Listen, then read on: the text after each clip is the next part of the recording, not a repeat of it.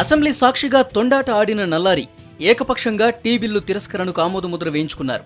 తెలంగాణ ఎమ్మెల్యేలంతా తీవ్రంగా వ్యతిరేకించినా మూజువాణి ఓటితో నెగ్గించుకుని తెగ సంబరపడ్డారు. అసెంబ్లీ తీర్మానమే బ్రహ్మాస్త్రమంటూ రాష్ట్ర విభజన ఆగిపోవటం ఖాయమని లెక్చర్లు దంచారు.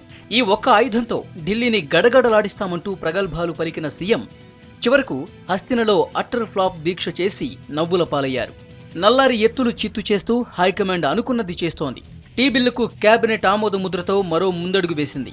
అటు విభజన వ్యతిరేక పిటిషన్లు సుప్రీంకోర్టులో చెల్లలేదు. ఇదే టైంలో అసెంబ్లీ తీర్మానంపై హోంశాఖ ఓ క్లారిటీ ఇచ్చింది.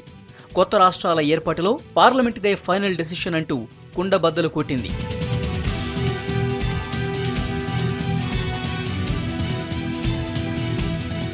అసెంబ్లీలో జరిగిందంతా ఓ తంతు మాత్రమే. అభిప్రాయం తెలుసుకునేందుకు రాష్ట్రపతి నుంచి వచ్చిన బిల్లుపై అసెంబ్లీకి ఎలాంటి అధికారాలు ఉండవని స్పష్టం చేసింది హోంశాఖ. ఒపీనియన్స్ మాత్రమే కౌంట్ అవుతాయని తేల్చి చెప్పింది.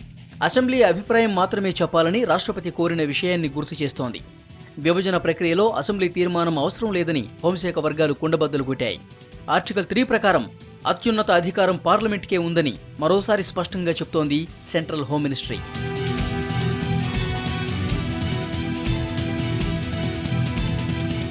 అసెంబ్లీ తీర్మానమే బ్రహ్మాస్త్రమంటూ సమైక్యవాదులను మభ్యపెట్టిన కిరణ్ కు ఇప్పుడు మొహం చెల్లని పరిస్థితి వచ్చింది. సీమాంధ్రలో హీరో అయ్యేందుకు తెగ ఆరాటపడుతున్న నల్లారి సెంటర్ ఇచ్చినా ఇస్తున్న వరుస షాకులతో డీలా పడ్డారు.